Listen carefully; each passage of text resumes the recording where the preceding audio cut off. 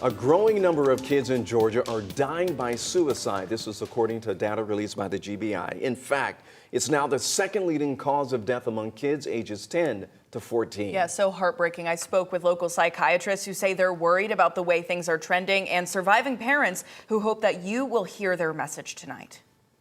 This is my beautiful son, Carl. Sherry Anwala Love that one. finds herself in a place she never thought she'd be. I know the depression started in 2007. Helping run a support group of parents He didn't even tell us. who have lost children to suicide. He loved life, and just the fact that he lost the will to live is very difficult to comprehend. Her son Carl took his life in 2006. It's not his fault. He didn't do it because he was not mean, selfish. He was a good kid. And she's not alone in her grief. This is the last photo of the five of us together. Michelle Cleveland lives it every day. You can see how happy everybody was. Everybody's smiling. And then the next day, Thomas, the youngest son, took his life. Thomas was just 18. He had been bullied forever because he was such a sweet kid.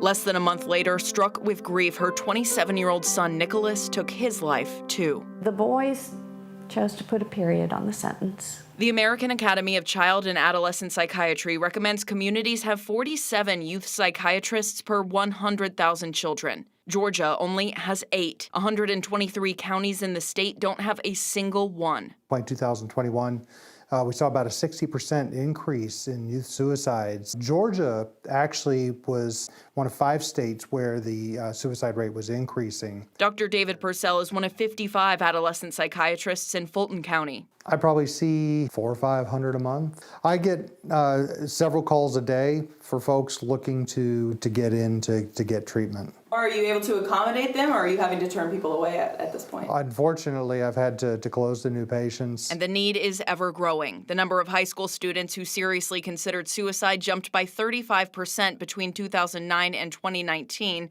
according to the U.S. Surgeon General. I have definitely seen an increase in depression and anxiety over the last couple of years. Dr. Purcell says it's critical for parents to pay close attention to changes in their children. Are they becoming more isolated, more withdrawn?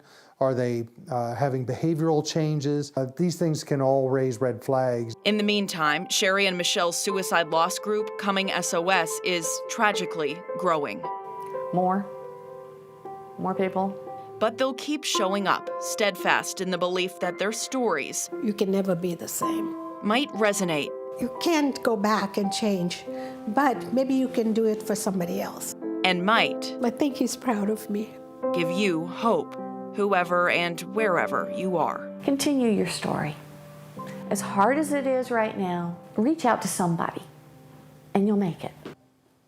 And some disturbing insight into this issue tonight from Atlanta-based company Bark, which runs parental control software installed on nearly 6 million kids' devices nationwide. A Bark spokesperson tells us so far in 2022, they're flagging an average of 10,000 alerts a week specifically related to suicide. That is 10,000 children a week searching or discussing suicide.